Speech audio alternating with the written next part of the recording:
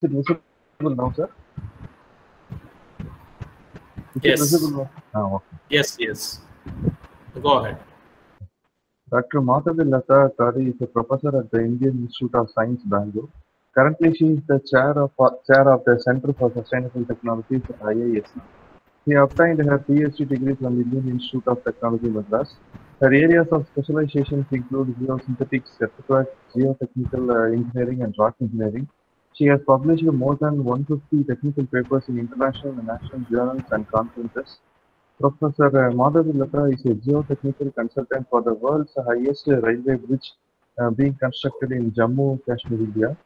She is a member of ISSMGE technical committees on soil structure interaction and retaining bonds and geomechanics from micro to macro and technical committee on soil reinforcement of International Geosynthetic Society. Currently, she is the editor-in-chief of the Indian Geotechnical Journal and the associate editor of the Geotextiles and Geomembranes. She received the Best Woman Researcher in Geotechnical Engineering Award from IGS for the year 2020 and Serbo Power for Fellowship in the year 2021. Due to time constraint, I stopped with this and I welcome ma'am. Thank you, Ganesh. So, should I start sharing my screen? Yeah, ma'am.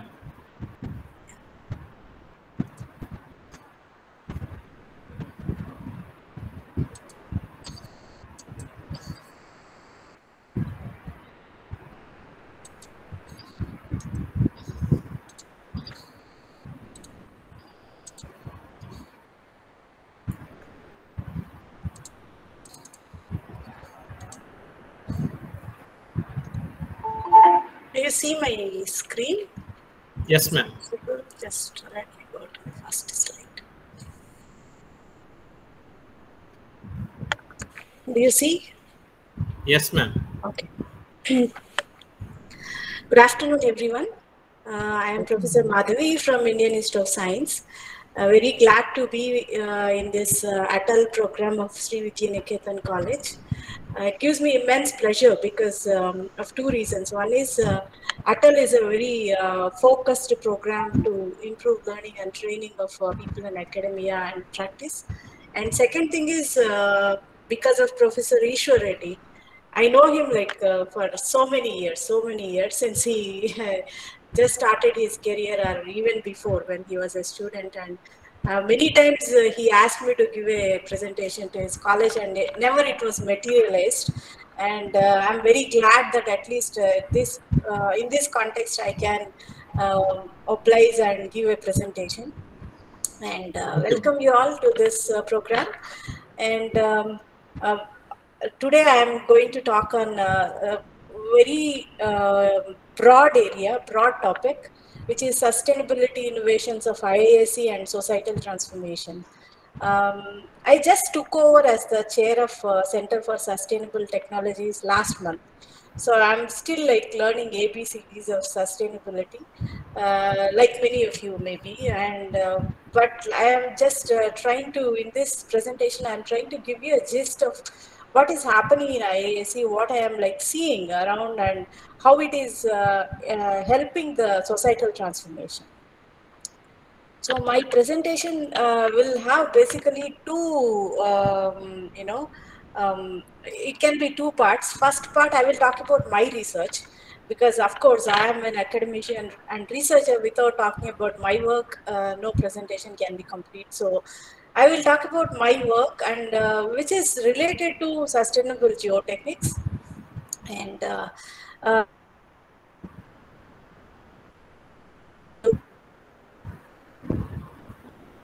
what all we are trying to do using research. And then I also talk about how we can actually think of solutions to replace natural sand with manufactured sand, because natural sand has completely depleted in the current days, and it's extremely difficult to get natural sand for our constructions. And so how we can have other solutions, sustainable solutions, to replace natural sand in our constructions and practice. And then the second part of my talk would be focused on the innovations we are doing at the Center for Sustainable Technologies at IISc. It's a very, very interesting, challenging field, sustainability. So this is not just like, see, I see that everyone use this word sustainability in a very loose manner. I'm sorry to say that, because sustainability, I mean, anything related to civil engineering cannot be sustainability, and anything related to things that use green materials may not become sustainable solution. Sustainability has a very, very deep meaning, which I'm trying to learn very recently after I joined the Center for Sustainable Technologies. It includes a lot of things. One is providing solutions to societal problems, and then creating innovative applications which can help the day-to-day life, and also improve the quality of life in general, and in particular, am I audible, Ishwarati? Yes, ma'am. Okay, okay. Because I suddenly stopped listening to some noise in the background, so I was wondering whether my presentation is going okay. Okay, so it's not just like what we think about. It has very deep meaning. It includes policy, how these applications can be taken to rural areas, in particular, to people who are deprived of many other facilities, how the sustainable aspects can be made available to this set of people. And also the, the technology can be extensively, well studied, and it's robust and up-to-date technologies, but at the same time the solution in mind is the society. So sustainable technologies, taking them to societal transformation, is a big challenging area, and I will briefly talk about at IISc what we are doing in this direction, and then some future directions into this research on sustainable technologies. So let me first start with my research on sustainable geotechniques. So sustainable geotechniques is geotechnical engineering is a kind of broad area. So where you have like thousands of problems, including like challenging ground conditions, and creating infrastructure that can actually take less space, and eliminating the pollution of ground and environment, and so on and so forth. But when we talk about sustainable geotechniques, when I am talking about my research, it is only related to solutions which are based on geosynthetics, and sands which can be replacing the natural sands. So geosynthetics, why they can be sustainable solutions, I will come back to that. I will explain why they are called. They are certified green sustainable solutions in most of the developing countries and developed countries. So I have worked a lot in the area of geosynthetics. I have done my PhD from IIT Madras, and my PhD thesis was on using geocells for supporting embankments on soft clay soils. So from there, I have learned on how geocells can be used for different applications, and extended this research at IISc. I've been working in this area since 1995. In 1995, when I joined for PhD at IIT Madras, my professor, Professor Rajagopal, my supervisor, has introduced me to the topic of geocells. And the area of geocells is a kind of still trending, and it is developing. So I will tell you briefly about what we are doing in this particular area. So to talk about geocells, I must tell you that the geocells are not very old technology. They are like innovated by US Army Corps of Engineers in late 1970s. The idea was this is a kind of solution which is intuitive and spontaneous. here the army has to move their trucks and vehicles to long distances overnight and within a day on roads and terrains which are not conducive for the movement of vehicles.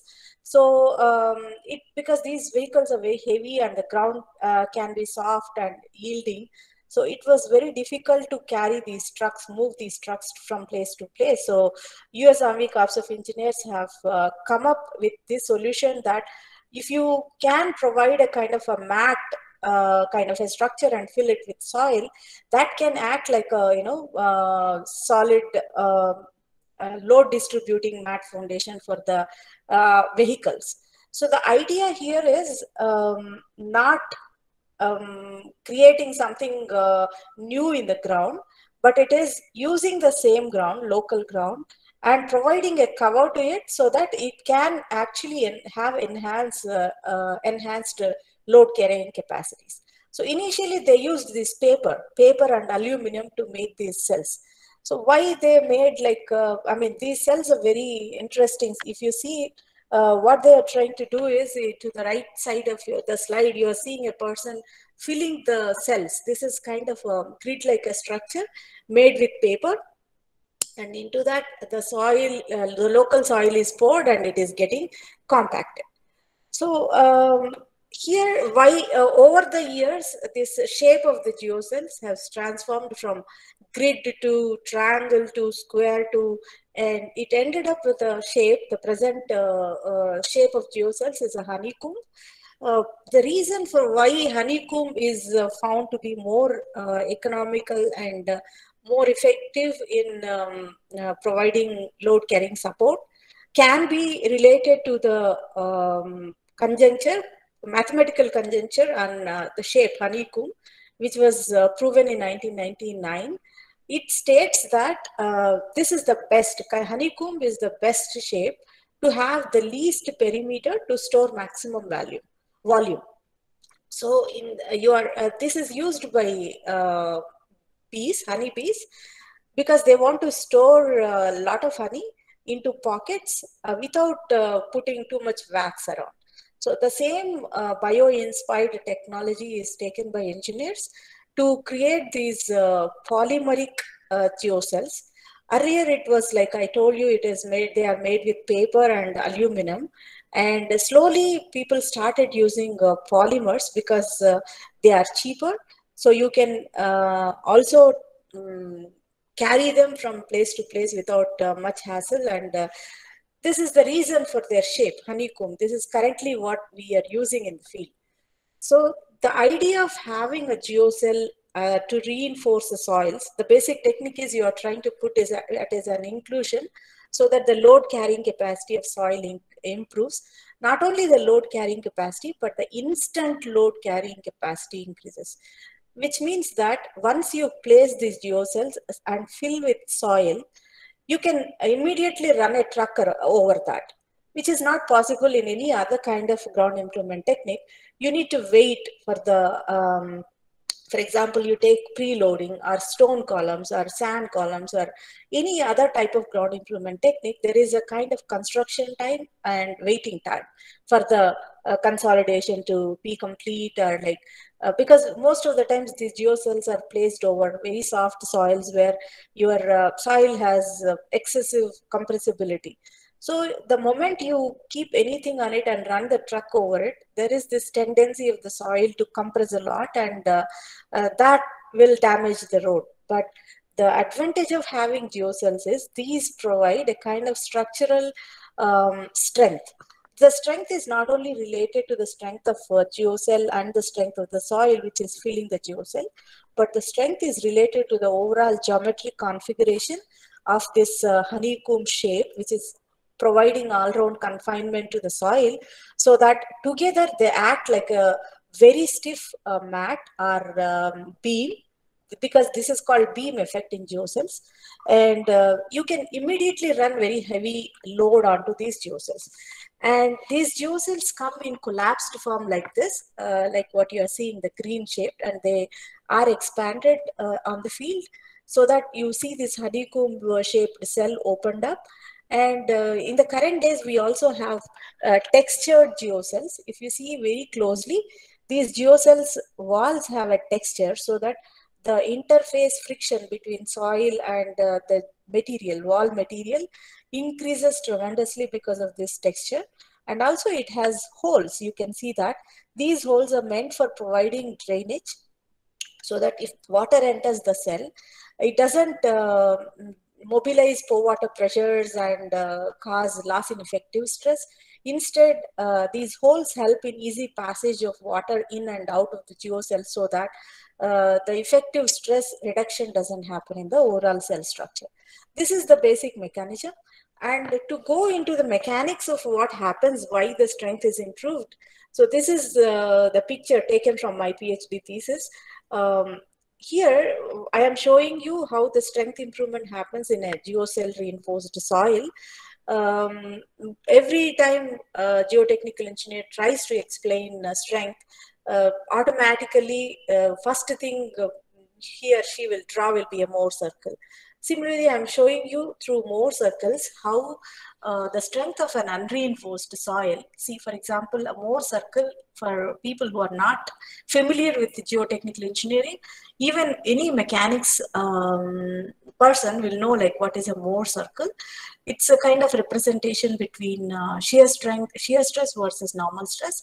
If you take normal stress on the x-axis and shear stress on the y-axis, you have an unreinforced soil, and it is represented with this semicircle with confining pressure of sigma 3, which is cell pressure, and normal stress of sigma 1. That means if you draw the failure envelope, this kind of a circle will not have any cohesion, because it is actually intersecting the x and y axis at the origin. So there is no cohesive intercept. So the unreinforced soil only will have a friction angle phi, as shown in this figure. When you put this geocell around the soil, see, this is a volumetric soil sample. Imagine you have a traction sample. You do a test without the geocell, then you get a stress strain response or the strength envelope as the blue circle. And when you put this geocell around, this geocell can be of any material which has enough tensile strength to hold the soil within its pocket. And when you apply vertical pressure on that, automatically you will get a vertical stress increase, and your sigma 1 will no more be sigma 1 u, but it will increase to sigma 1, which is much higher than sigma 1. This is because the confining pressure which is acting in the unreinforced soil is improved by a factor, or it is improved by delta sigma 3. This is the additional confining pressure coming from the confining effect of geocell. See, for example, if you see in this figure, you have these interconnected geocells, which are like, this is one geocell. If you see, it has kind of 8 interconnected geocells with it, neighboring geocells. And you have soil filled in all these cells, and you apply vertical stress on the whole network of geocells. What happens is, this single geocell, if you focus on this is subjected to internal pressure because you have soil inside and you have vertical load applied. So the soil will obviously try to push the cell walls outside. And there is a resistance from the surrounding cells in this direction, because these are also filled with soil and they are also subjected to internal pressure. So this entire fight between the cells to expand and not allowed to expand because of this inner confining pressure, this entire thing transforms the cellular network into a beam foundation. That's what is shown here. You have additional confining pressure, because of which the failure envelope will have a bigger Mohr circle, and you also have a cohesive intercept on the shear stress axis. So geocells apparently provide shear strength in the form of apparent cohesive strength to the soil, which is cohesionless soil. Usually we use cohesionless soil so that you have better interface friction. Soil and geocell wall. And when you have geocell, you have the cohesion, which is not otherwise not present in the cohesionless soils. Now, how do we relate geocells to sustainable concept? Why are they called sustainable? Because 5 reasons. One is they save natural resources. If you do not use these geocells, for example, you are building a retaining wall, okay, and or for example, you're building a road. The simplistic example is you're trying to build a road, and usually you know that in a road structure, unpaved or paved road structures, you have different layers: subbase, base, subgrade, all these layers, right? Surface course. So to have these layers made up of natural materials, you need to really put lot of natural materials, aggregates, and sands, soils, and all these choice of layers may not be available locally. So most of the times when you're constructing a road, a lot of transportation happens. You see like trucks moving, bringing a lot of material from, aggregates are brought from some place, they are placed on the road and they are compacted with rollers, and then you are placing the next layer and then again compacting. Lot of natural materials are used in the construction. So if you use geocells, you can reduce the usage of these natural materials by more than 50%. That means if you are trying to build a road and if the thickness of your aggregate layer for the given axle load conditions is about T, then if you use or confine the aggregates within geocells, the thickness can be only T by 2 with same or better load bearing performance. This is a very miraculous way of saving natural materials, because what all we are doing is putting these inclusions into the aggregates and soils so that you get additional confinement effect and overall beam effect and membrane effect, and save the thickness of the road. So that's huge savings in the cost. And then you can use reusable, recycle, and eco-friendly materials. For example, you don't have to fill the geocells with cohesionless material or aggregates. You can use construction debris, you can use fly ash, a lot of waste materials. People are doing extensive research in this area of using waste materials into geocells and for load-bearing applications. There are a lot of research already published in this area. So you can use a lot of recycled materials and waste materials and green materials for the geocells. And then you also reduce waste because you're using most of recycled materials.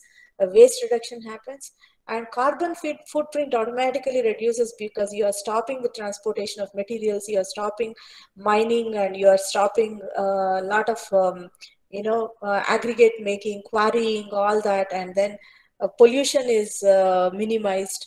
And you can also use automatic construction methods because you have these materials which are sophisticated, and they are more conducive for latest construction methods. So all these 5 points make geocells completely sustainable in constructions. And one doubt you might have, see, these are kind of polymers. How can polymers be classified under green materials? Of course, they are classified as green materials because they are inert. They do not react with water or effluents from the industries or soil and the minerals in the soil. So they remain inert. So they are not dangerous. They cannot be consumed by animals. So they are completely green and sustainable materials. Now, how do you use these geocells into actual constructions? So, for example, you have a soft clay layer, and above that you want to build an embankment. Typically, these embankments can be road embankments, railway embankments, or any kind of earth dams or anything. So when you build some structure, what happens, because the clay foundation is very soft, there are two basic problems here. One is it can undergo excessive settlements. It can also fail by shear because its bearing capacity is very less. So to provide a solution for this, you can use a layer of geocells at the base of the embankment. So it provides multiple benefits. One is it automatically carries the load of the embankment. The entire weight is mostly carried by the geocell layer, and it is transmitted to the soft clay foundation in a very, the ratio is very less. The load bearing capacity between the geocell and soil is geocell carries the maximum load. And also it distributes load over very wide area so that the stress on the soil is very limited and it will not undergo settlements or it will not fail. And it reduces deformations, obviously. So I have done a lot of work on this topic. I already told you my PhD thesis was on this topic. So in the laboratory of IIT Madras, I have built these embankments. Each embankment testing would have typically taken a month because you need to consolidate the clay foundation, then lay the layer of geocells, fill it with soil and build the embankment and test it. And then you dismantle it and then remove the entire clay and then just bring it to some consistency and again remold it and make it back to the consistency limits that you want. And all this is a big process because anything related with soft clays is a big problem in laboratory experiments. So these are some typical pictures from a PhD work where geocells are filled with soils and we have tested them. And a lot of publications have emerged from this work. You can go through if you're interested in geocells and how they are used for different load-bearing applications. You can go through multiple, at least like 25 publications, journal publications on geocells. So these are some pictures on geocell retaining walls. Geocells can also be used as the facing for retaining walls. Retaining walls are basically used to provide a gradient, to seal the gradient between, two levels, or for cutting and filling operations, or for bridges, abutments, any other scenarios. So usually, in conventional practice, you have a retaining wall, which has a kind of gravity type of retaining wall. The facing will be made of reinforced concrete, or sometimes you have a full height rigid facing where you have these concrete panels are erected at the front so that they can contain this backfill. I'm talking about this whatever brown color shaped is soil, which is backfill. So this is a kind of a cheaper solution to have geocells at the facing. It not only provides stability to the retaining wall, it allows for very steeper construction. You can go to almost 90 degrees high vertically. You can build these retaining walls. And also, you don't need any additional facing for these kind of retaining walls. Geocells themselves can be used as facing. So I have worked on these geocell retaining walls and their performance under static and seismic loading conditions. So these are two applications where you can see how geocells can be conveniently used. One case where you have an existing slope and you want to extend this carriage width. You want to extend this length of the road or width of the road. So you need to fill it up. So when you are filling it up, automatically, since this is a newly filled soil, it will have its own stability issues. So to provide support to this, you can use a geocell retaining wall. This can retain this fill area and also doesn't allow any kind of a failure because this is a kind of new fill. This is one application. The other application is you have a slope or a kind of existing slope which is which is not steep, which is kind of flatter. You want to reclaim some of the area of this slope. So if you simply cut this slope, you will end up with failures because any disturbance to the slope is automatically transformed into driving forces which can bring down the slope. So to provide support, you can cut, and while you are cutting, you can erect this geocell wall so that you are reclaiming this amount of triangular space from the slope. At the same time, you are avoiding the failure of the slope by providing additional support in the form of geocell retaining wall. So these are some models we have created in our lab. If you see, these geocells are made up of polynets, very cheap materials. They are available in the market. They have multiple applications. So these are not of very high strength. because we want to scale down the tensile strength of the geocell in the model. So we have used low strength materials. And then we have created these models on a shaking table. Shaking table is an experimental setup where you can build models of structures and subject them to choice of earthquakes. You can control the amplitude, duration, and frequency content of ground motion, and monitor the performance of these structures to understand how to build earthquake resistant structures. So if you look at the seismic performance of the geocell retaining walls, we realized that they have extremely good resistance to earthquakes because of several reasons. I'll come to that. These are like PVC geocells. This is a kind of material which is used for your overhead projector kind of photo lamination kind of a thing. So that kind of a thin film is used for making these geocells.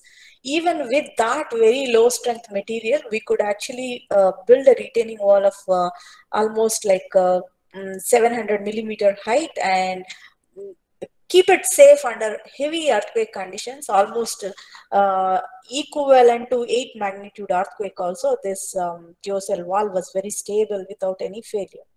So if you compare the rigid facing and the conventional rigid facing, which is used all over the world in many reinforced earth technologies, you have a rigid facing and inside you have these layers of geosynthetics like geotextile or grid.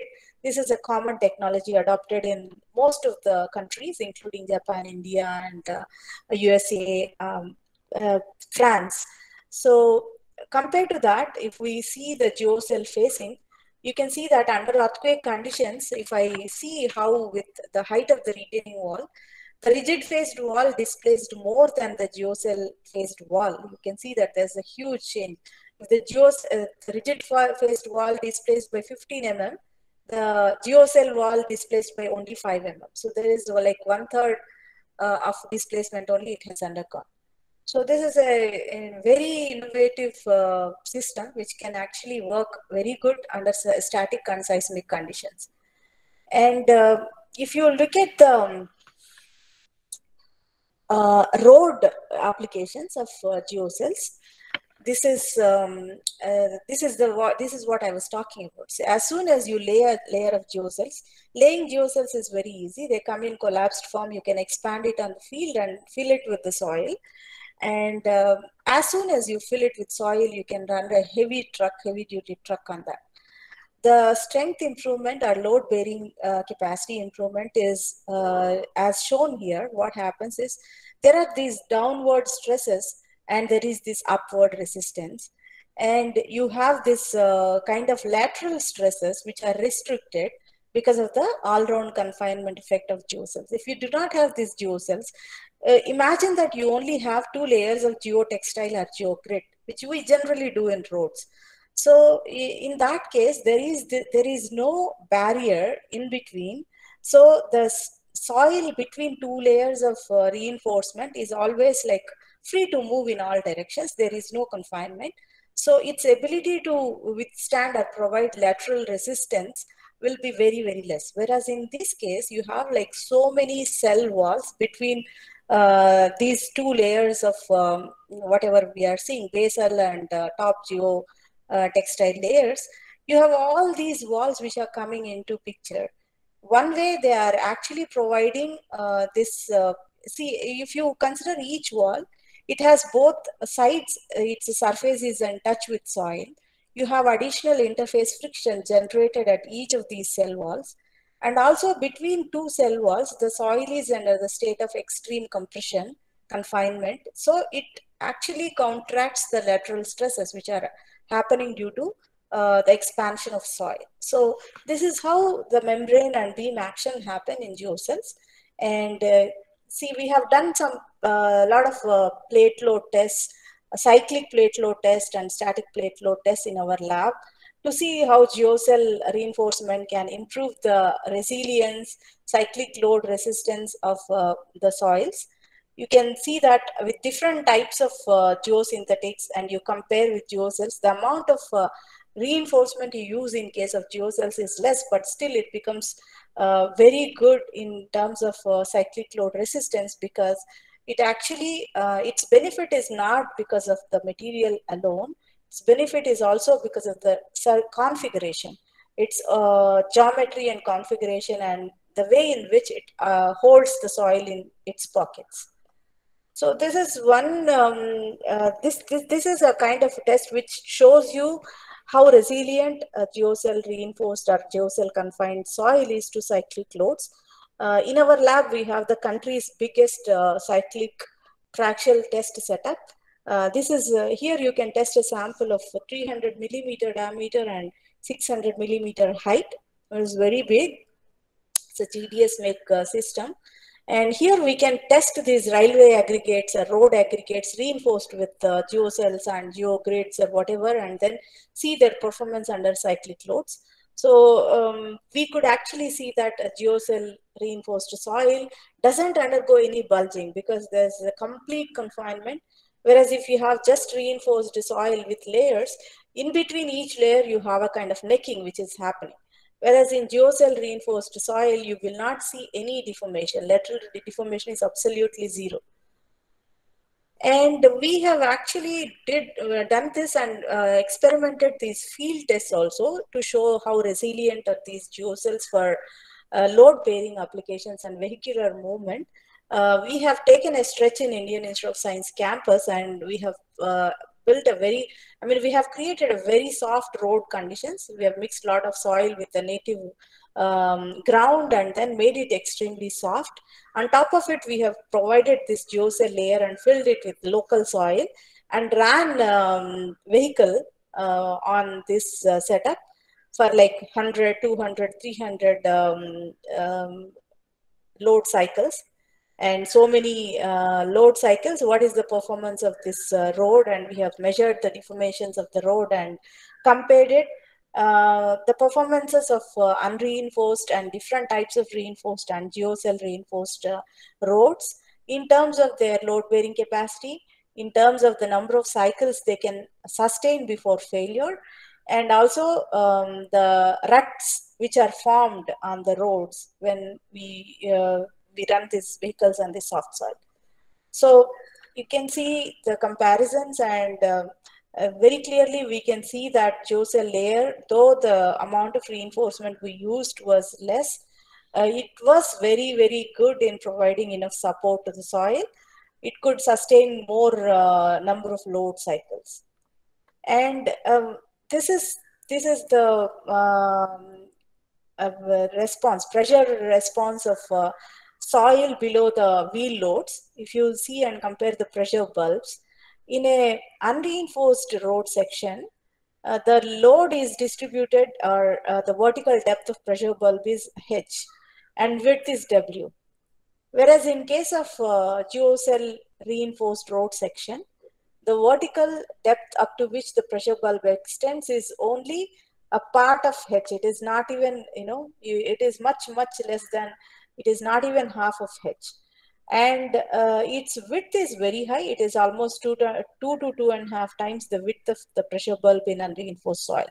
So what happens in this kind of a pressure distribution is that since your load distribution happens over large area, the overall stress on the soil reduces and the vertical settlements of the soil reduce manifold. So it has a visible benefit because of this load distribution and the beam effect of the geocells.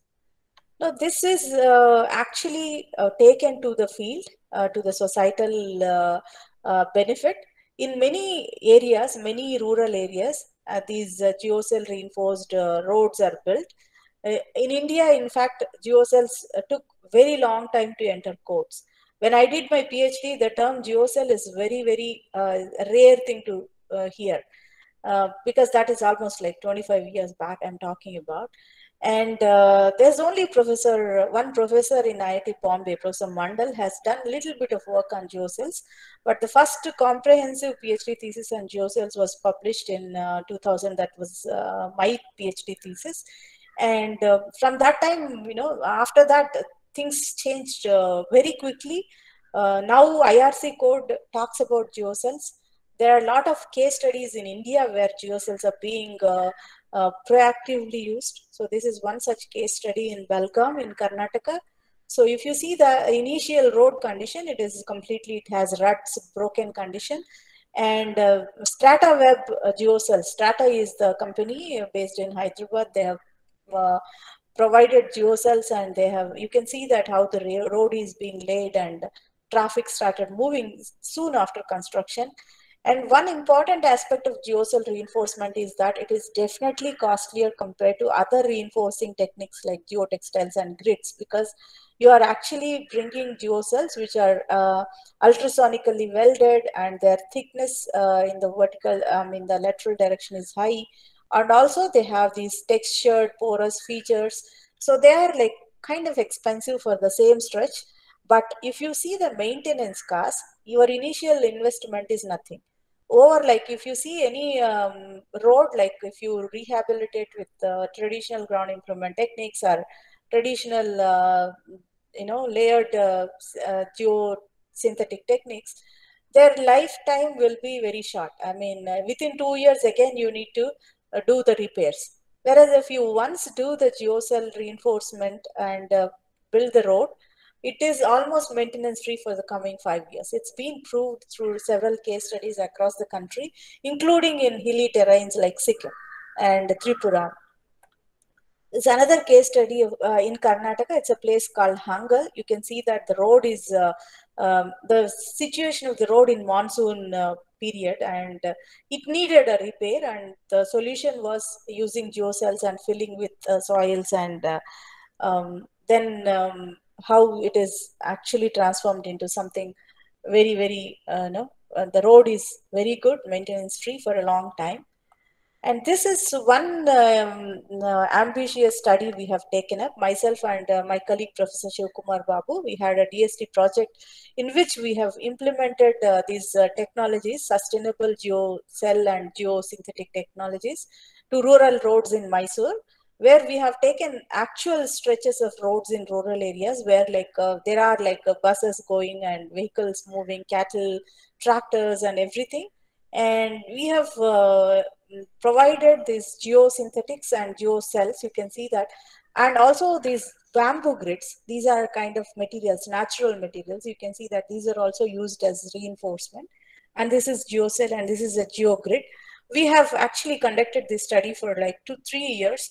Our Central Road Research Institute has monitored the performances of these roads. Different stretches are reinforced with different materials, and we could actually come up with very good performance statistics on these materials and how to improve their performance by using certain geometrical enhancements and things like that. Now, in the current day, the country is dreaming about these bullet trains, and we've already started our first stretch from Ahmedabad to Mumbai. So we are all working towards like how to build these, how to make our soils, ready for taking the loads from bullet trains, which are traveling at a very high speed. So since our country is completely diverse and our soils have different properties, some expansive, some lateritic, some soft soils, and some sandy soils and plains. So all these soils need some improvements before they are ready for building these bullet train tracks. So geocells come very handy in this kind of applications because they have excellent resistance to cyclic loads. They are very resilient, and they also stop this mud pumping and subsidence of these layers. And we are also working on a lot of innovative geocells. Right now, 2 of my PhD students are working on kind of innovative sustainable solutions which are meant for strength improvement and also earthquake resistance.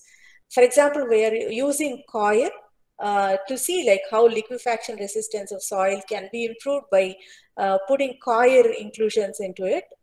So that's we are getting very good encouraging results in this particular area. And also one of my students is working on these innovative geocells, how you can use for coastal embankments, coastal reservoir applications, and also for liquefaction resistance. So it's a kind of continuous research in this area. Now, to summarize, the importance of geocells is they are very durable, long-lasting, and environmentally safe. They are certified as green sustainable materials by many countries, and they actually constitute 3 to 5% of the total cost of the projects. So the initial cost might look a bit high compared to the traditional ground improvement solutions, but if you look at the total savings in the project cost in terms of maintenance, you save as much as 30%. And you do not have regular repair works, and their maintenance costs can be brought down extensively. And they minimize pollution because they use green materials, and they stop carbon footprint because they reduce the use of natural materials. And they also promote efficient use of natural resources and waste management also, because you can fill the cells with waste materials from industries. Now, my second research topic, which is aligned with sustainable goals, is using manufactured sand into applications like landfills. So, this is a picture which I have taken from one of the papers of Robert Gilbert. So this shows that interface friction between soil and membrane. Membrane is the one which we typically use in landfills. So between sand, soil, and geomembrane, if you do not have enough friction, it can lead to landfill failures.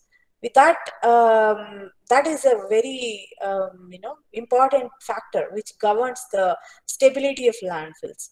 Now, if you want to have good interface friction, you have to use I mean sands, right? I mean sand and so geotextiles or geomembrane will have good interface friction, but sand is very rare to find now. See, if you have a landfill liner, if you know what is a landfill liner, the landfills are the dumps in which we are generally, see, in our country, we only have dumps. We don't have engineered landfills, not many engineered landfills. So when you have these municipal solid waste and a lot of waste which are being dumped onto the soil in this landfill area, you do not want this water which is percolating through these landfills to enter soil and groundwater and contaminate the same. So what we do is we provide a liner. This liner is kind of a containment system which doesn't allow water to leave the landfill. So our threat is here is we have sand mafia going on. A lot of demand for sand and less supply is very less. A lot of crisis for sand. Natural sand is not available. There's so much of news about illegal mining, sand mining, and all that. So now we are trying to use the manufactured sand. The manufactured sand is actually made from stones. Instead of taking river sand, which is naturally made, instead of actually promoting sand mafia, you can actually manufacture sand with additional benefits. That is the research here. See, here we are comparing the performance of manufactured and river sand. So what you are seeing to your left is the river sand, to the right the black one is the manufactured sand, and they have similar mineralogical these are XRD pictures. They have similar mineralogy, and they have similar shear strength properties. In fact, manufactured sand has better shear strength properties. You can in fact have much better friction angle if you try to make the sand, because you are manufacturing the sand, you can control its properties, its geometry, so you can make it much angular and improve the friction angle. If you test it into, this is the interface shear strength setup developed by one of my students, Dr. Prashant, who is a faculty member at IIT Delhi now. So we could do a lot of interface testing to see how manufactured sand and river sand perform, and we see that manufactured sand always have better interface friction. And this is because natural sands undergo a lot of erosion because they are formed through these streams and rivers, and there is a lot of erosion which is happening, and they are rounded. They become rounded in the process. Whereas manufactured sand, you can actually make it coarser, angular, because it doesn't undergo erosion. If you see how the particles interact in a manufactured sand, you have like a lot of these lot of friction that can happen because of the geometry, whereas in natural sands you do not have interlocking, and only they roll on above each other, so the friction generated is less. So this we can actually capitalize and build structures which are much resistant to any kind of loads.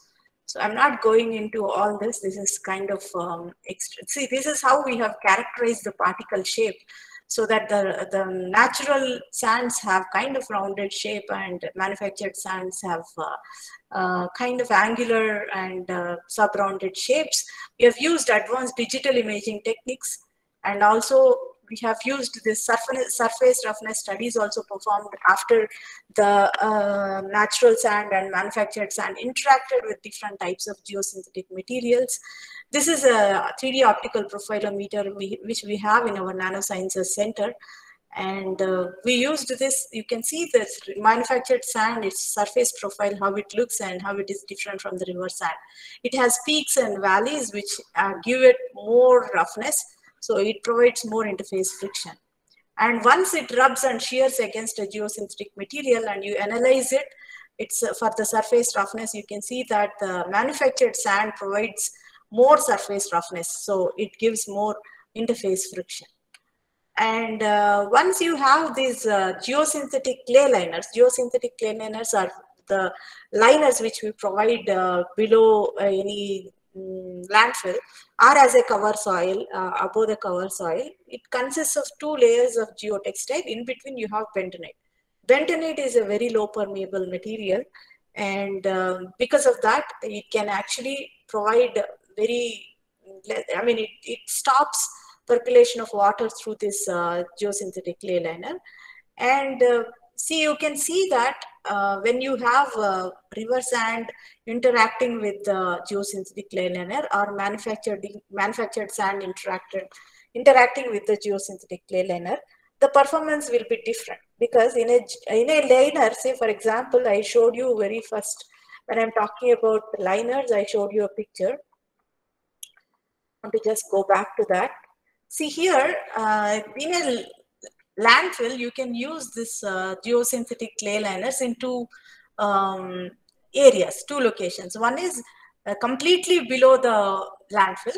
Other one is protective sand layer, which is completely on top of the landfill, so that the rainwater will not percolate into the landfill and cause decomposition and cause it to go inside and again percolate through the landfill. And at the same time at the bottom, so that whatever water which is generated, whatever leachate generated in the landfill will not go and contaminate your ground and soil, so and water. So that is what we are doing. But what we observed is, one interesting observation is that when you use the river sand, there is a lot of entrapment happening between river sand and this clay liner, the cover, the non-woven geotextile. The sand is getting entrapped. Whereas if you're using manufactured sand, the entrapment is less, which we have discovered through digital image analysis. And see, these are like after testing, after shearing, this is the river sand and this is the manufactured sand. And if you use the image segmentation and see that how much particles are entrapped, you see that manufactured sand covers less percentage area compared to river sand. So because of that, there is this, whenever there is this non-woven geotextile fibers break, there is hydration effect. Water gets in touch with the bentonite inside the geosynthetic clay liner, and this bentonite tries to swell. When it swells, it breaks these fibers, and because of that, the strength will be reduced. And that hydration effect is less in case of manufactured sand. That is what we have. This is an ongoing research work. So we're actually promoting the use of this manufactured sand for better stability of landfill liners and covers and the overall landfills. And now another advantage of using manufactured sand in applications like retaining walls and other geotechnical structures is improved liquefaction resistance. So this, I have a set of students who worked on liquefaction resistance of manufactured sand. So this is the PhD thesis of my student, Dr. Ranjita. She is a faculty member at NIT Calicut now. So see here, what I will not go into the details of liquefaction. Liquefaction typically means that when there is an earthquake, saturated cohesionless soils lose their shear strength and they just float. So this is a very regular phenomenon which happens all around the world. In many places after the earthquake, you have these liquefaction related damages which are more compelling than the damages due to earthquake on its own. So here, if we build these geotechnical structures with manufactured sand, we can minimize the damage of liquefaction. This is what we have shown. These are some concepts of liquefaction. I'll skip this. So you have this natural sand and manufactured sand. So this is a natural sand. It's you see the SEM in a scanning electron microscope image. You see that these are kind of how these shapes are. And this is the manufactured sand. You can see that the shapes are completely angular and coarse. And so because of this, we have carried out shaking table tests on sands, both river sand and manufactured sand. Here you have this transparent box in which you fill the soil, and then completely it is filled underwater so that you have this saturated sand without any voids, any air trapping between the voids. And now if you see the liquefaction potential, you can typically see when you shake the box, the sand will liquefy because it is actually saturated sand. So under earthquake shaking, it does liquefy. You see all these cracks happening and water comes out. But in case of natural sand, these cracks are happening across all over, and then in no time it is getting liquefied. And if you see the manufactured sand, such kind of distinct cracks are not visible, and only one near the edges you are seeing water oozing out. If you see scientifically how the pore water pressure mobilization is happening, in case of manufactured sand, you have less pore water pressures developed. Because of that, your liquefaction resistance is extremely high. So this is one very good aspect of manufactured sand which we are trying to implement for coastal reservoir projects and embankments. So that ends my research in these two topics which are aligned with the sustainable goals. Now coming to my role, my hat as the chair of Center for Sustainable Technologies, which is formally called ASTRA, that is Application of Science and Technology for Rural Areas. I'm sure Professor Monto, who just delivered a lecture before me, has briefed you about a little bit of what is happening here, but I'll take you to some of these innovative technologies, sustainable technologies, which we are developing and implementing in different parts of the world and our own country. So our focus areas are four, like one is energy, one is water, one is buildings, and other one is environment. Sustainability, so sustainable energy, sustainable water, sustainable buildings, and sustainable environment. We have people working on these different areas. This is not like any other regular department of Indian Institute of Science. This is actually truly a multidisciplinary center, which is the face of IISc's Societal Connect. If IISc is connecting with the society and directly involved in the development of society, rural areas in any manner, that is through the Center for Sustainable Technologies. So the focus is on promoting sustainable technologies, which are tailored to suit local conditions of resources availability and habitation. Now coming to energy, here the sustainable energy solutions include biomass, efficient wood burning devices, biochemical, thermochemical conversions, and hydro turbines, which are very interesting. I'll show you what we really do here, and waste to energy conversions. And coming to water, both the drinking water treatment and wastewater treatment using cutting edge technologies, including plasma technology, membrane separation technologies, and also sanitation, affordable sanitation to rural areas, black and gray water treatment, defluoridation, denitrification of water, drinking water, all these come under water sustainability. Coming to buildings, alternative building technologies, low carbon building materials, green building materials and building integrated photovoltaics, which is Professor Monto's own area, and recycling waste for construction materials. And under environmental quality assurance, impact studies, this is the policy. I told you, the sustainability is not so straightforward word to use in all domains. It should include a policy which tells you about what is the impact and what is the assurance of the quality of any sustainability application, and how to utilize solid waste and climate change related research. So this is the focus areas. And faculty and students of our center come from various domains. Like I told you, it's a multidisciplinary center. We have mechanical engineers who are working on energy related problems, civil engineers who are working on building related sustainability, chemical engineers who are working on water treatment, wastewater treatment, and separations and things like that, environmental engineers who are working on pollution, air pollution, water pollution, and climate change issues, biology people who are working on biofuels, biomass reactors, and other environmental aspects of it, and management people who are working on policies and sustainable goals. So this is the ensemble of the entire profile of CST. We have students coming from all these backgrounds. They are trained in multiple areas, and they are typically working on projects which have direct societal connect and relevance. So this is like one of our societal transformation projects, which we have developed in a place called Ungra in Tumkur district. So this is called Ungra Extension Center, where the IASC faculty have worked for almost 11 years, taken 20-acre facility and developed this entire area, monitored the species ecology of the environment of the place, and developed rural sanitation, affordable sanitation, biomass, and then gasification systems for the rural areas, and completely developed this area and given back to the government of Karnataka in 2011. So here some of the important works done by IASC here is, one is biogas based rural energy.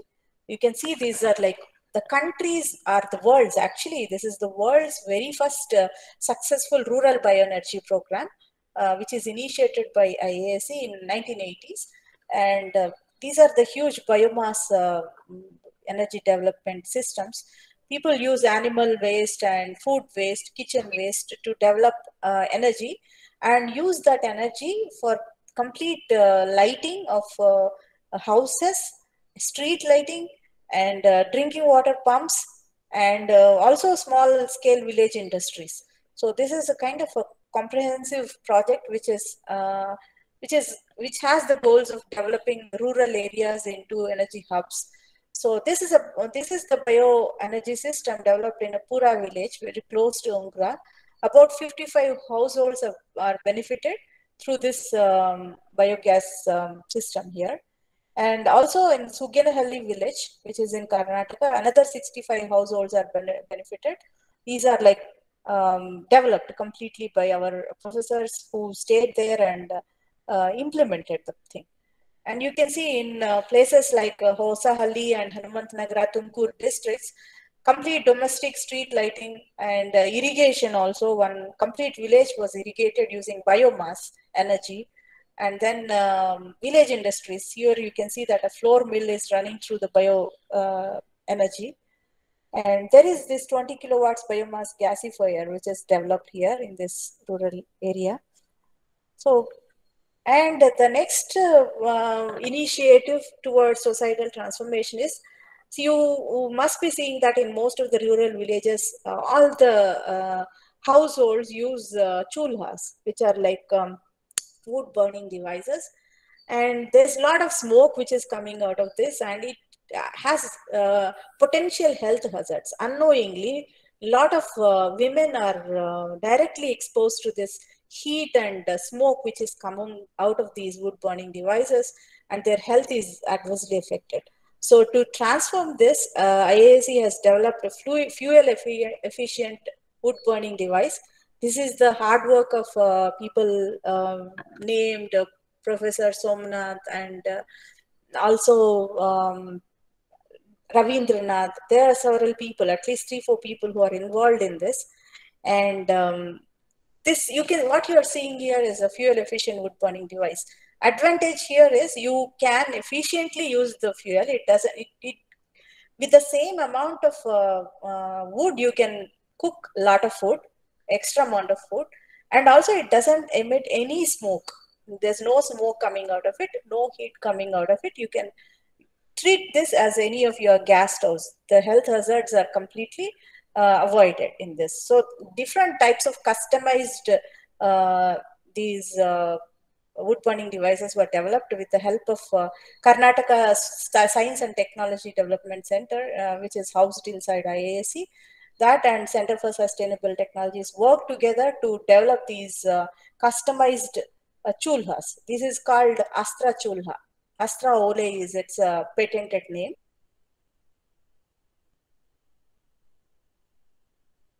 Across the country and across the world. And they have very high energy efficiency, and they are smoke free, and they are clean, and they reduce the cooking time, and a lot of savings in the biomass. So this is, they have customized, actually they have developed a cake ovens, many different things. If you Google, you will find Center for Sustainable Technologies Chulha. If you Google, you will find like a lot of customized applications for this. And another transformation is providing these Astra cabinet dryers, customized dryers. These are like for drying vegetables and nuts, particularly spices in rural areas and many parts of Kerala and Karnataka, and also drying vegetables, including your coconut. So this is a very scientific way of drying organic vegetables. In fact, many such cabinet dryers are sold. One very good part of IISc's initiative in these societal transformations is that none of these products are commercialized. Though patents are taken for them, they are only given for rural benefits. None of them are given for commercial selling of these cabinets. If someone wants that device, they still have to get it through IISc only. So these are like given at a very low cost and sometimes free through philanthropic commitments to different villages. Many villages have developed, they are transformed into something very clean and systematic way of doing things. I have personally seen this. We have like a lot of demonstration units in our Challakere campus. And another initiative of IISc is defluoridation and nitrate removal in water. So this is one, our Professor Sudhakar Rao, who just retired from Civil Engineering Department, has taken up this noble cause of transforming drinking water into, healthy water. A lot of fluoride in these rural areas, drinking water. So they have created these very simple domestic units through which they can do this defluoridation and nitrate removal. They have like customized household thing and also a community thing. You can see them. And alternative building technology is one area in which IISc has contributed immensely. Professor Venkatrama Reddy of Center for Sustainable Technologies has worked a lot on mud blocks, cement stabilized mud blocks. They have used, these are low carbon materials because you're reducing the usage of cement into construction. And Bhuj earthquake, during that time, all this rehabilitation was done through these low carbon technologies developed by IISc. IISc has done this entire rehabilitation. This is also called rammed earth, where you have these different types and shapes of these blocks can be created through just soil and cement. So you just take the soil and you can actually static press it and convert it into a block. It is mixed with cement and water, of course, in proportions. There is no other material involved. So if you see the dry density moisture content relationship, since it is static press, it is not under compactive energy, you have extremely high energy possible. So it becomes very dense. This is a typical static press developed again by IISc. which has a lid, and you just put soil, sand, and stabilizer mixture and cement, and press it under static conditions, and then you get these blocks. These are potentially used for as low carbon materials in building construction. And typically you need to use soils which have, which are clay type of soils, not sandy type of soils. Silts are much beneficial. And this Center for Bioenergy and Low Carbon Technology, called CBELT, is completely developed with the help of HDFC. They have funded us 5 crores. So Center for Sustainable Technologies has developed this entire campus within our Chellakere campus, which is near Chitradurga. So here you can see the demonstration of all our sustainable technologies in these buildings. Energy, water, building, everything. These are like, you must be thinking that cement stabilized mud blocks may not look aesthetic, but I'm taking you through some of these corridors which show you our own technologies, how nicely they are built into different aesthetic elements within the building technology. So this is the exhibition center. You can see these are just stone chips. You have kind of molds into which these stones are placed, and then you have this flowing concrete which is filled into it, flowing cement. This is what you are getting. This is just a mixture of sand, stone, with a little bit of cement and a lot of soil, water, including water storage. So you have so much confidence in your low permeability and leak proof thing that you can even construct water storages. This is our dormitory complex, completely built using low carbon technologies. And some community centers we have built and given to the villagers free, completely developed and given to them. They are very happy. You can see that a lot of crafts and other entrepreneurships are happening within such community. 2 of them we have developed. One in Gauripura, and this one just last month, when just after taking over as the chair, I have given this to this village, Nayakanhatti village. It's very beautifully made rammed earth construction. And also sanitation. You can see that these simple molds are placed, and these mud blocks are built, and you can make this sanitary unit. So a lot of households and a lot of villages are benefited through this. In fact, tsunami rehabilitation during our, Chennai and coastal areas, Kanyakumari, the tsunami rehabilitation, part of it, developing the sanitation for those villages was done by IAAC using these kind of mud block technologies. This is our Chellakere campus, how we train people in science and building technologies which are sustainable. And of course, Professor Monto would have talked about building integrated photovoltaic systems. In our building at the Center for Sustainable Technologies on the campus of IAAC, the entire energy required for the department is produced through this PIPV systems, which are based on our roof. So the building itself is a demonstration of sustainable technologies. It has entire water and energy and waste usage, everything you can see. If you come to this side, IAAC, do not forget to visit our center. You will see all of these. This is like what I am talking about. This is tsunami rehabilitation near Nagaripatnam. And another one important area of sustainable technologies is plasma treatment of wastewater. Plasma treatment is an advanced oxidation process where you use this ARP, reduction process, and the oxidation process to disinfect water. In fact, this is being used proactively now to remove virus from the indoor air. So one of our faculty members, Professor Lakshmi Narayan Rao, is working proactively in this area. So here you treat water and you treat gray water. See, this is one case study. We have developed this water, which is gray water coming out of school building. They did not have enough water for their bathrooms and for usage. So here the gray water is converted into drinking water quality using the plasma technology. And you can see that a school in Barambadi school, we have developed this unit where annually 205 kiloliters of water is saved because of this simple technique. And extending this to bigger scale, now in Bangalore, we have this Bellandur. It's a very frothing lake, right? In and around that place at Koramangala and other places, it's called KC Valley project. The domestic sewage which is coming out of these households is treated and which is being released into tanks of Kolar. The quality of water is so fresh, you can just drink it, you can see this. We are using IISc, our Center for Sustainable Technologies is using the plasma technology to actually purify the water from the households of Bangalore and supplying about 440 million liters per day of treated water is sent to 137 tanks in Kolar. So it has direct impact on about 18 lakh people of Kolar district.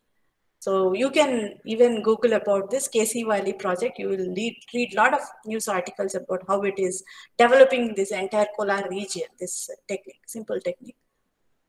And one of our faculty members, you won't even believe, the red shirt guy, what you are seeing here and here, this is our Professor Puneet of our Center for Sustainable Technologies, who believes more in field and village transformation than in laboratory works. So he directly works in places around Chhattisgarh in a place called Sukma.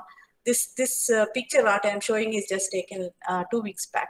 So he works in those rural areas. His aim is when you have very low head water without using any electricity, just by creating hydraulic jump, how you can irrigate the villages. It's an excellent work. He is actually working in collaboration with IAS officers, ministers in and around Bastar, Sukma, Taipadar, in Jagdalpur district of Chhattisgarh.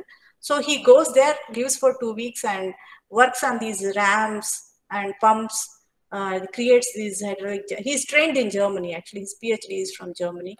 So he actually is a renewable non-electric hydropowered water, which is kind of, if this works for all villages, it does wonders. So it needs a little bit of investments, but it can be the futuristic way of sustainable water in villages. So, and this is the work of one of our professors, Professor Sivkumar Babu. He works on biorecovery systems in landfill gas emission, how to generate energy from landfills and use the landfill waste for other stabilizing techniques. This is the work which is being carried out. So if this has direct impact on one is waste management, other one is a commercial use of waste from landfills.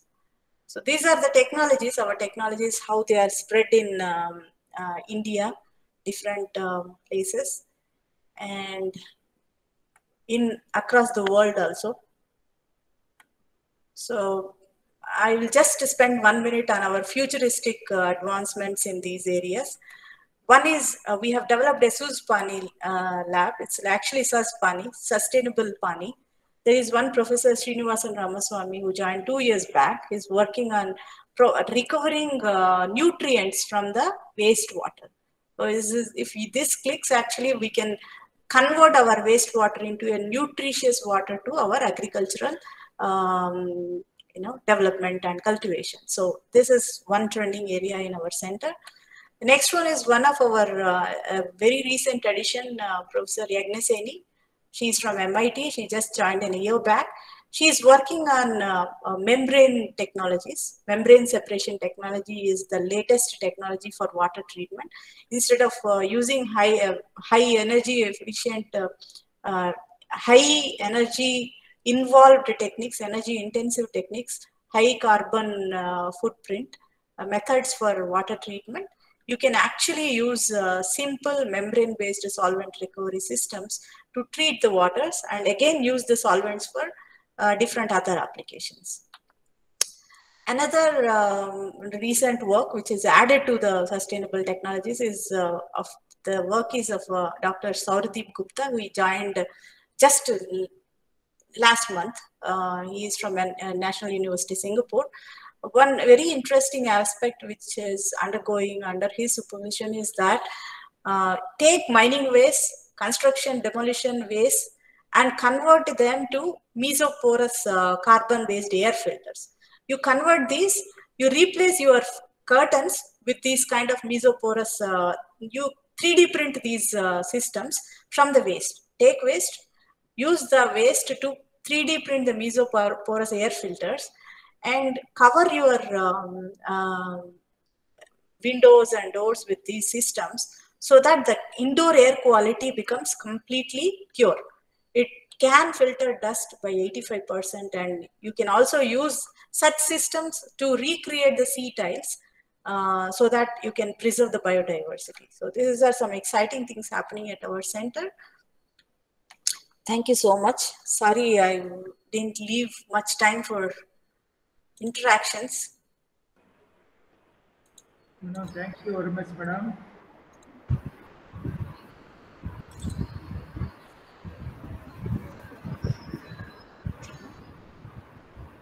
No, we are very thankful to you that though your program was earlier scheduled on 17th, but you came in help, in need of help. You wait for us by giving this.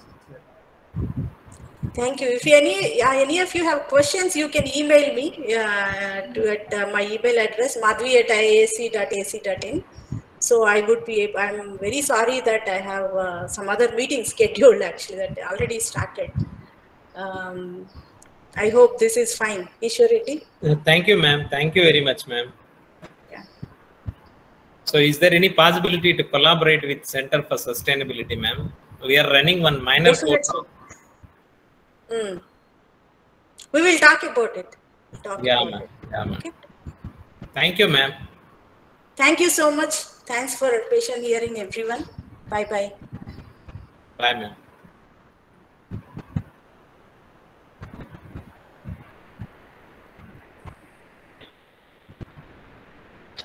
ఏమండి